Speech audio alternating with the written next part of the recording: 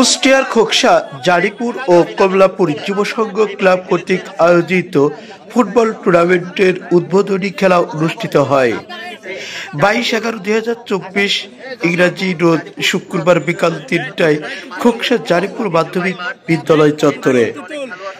প্রাথমিক অবস্থায় দেখতে পাচ্ছেন খোকসা থানা তদন্ত কর্মকর্তা আব্দুল গফুর ও সকল সদস্য সৌজন্য সাক্ষাৎ করেন দুই দলের খেলোয়াড়দের সঙ্গে এবং খেলাটির শুভ সূচনা করেন পায়রা এবং আতশবাজি ফুটিয়ে।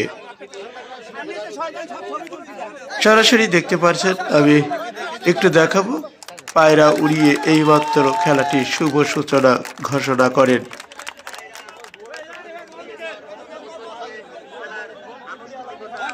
ইতিমধ্যে দুই দলের খেলোয়াড়দের সঙ্গে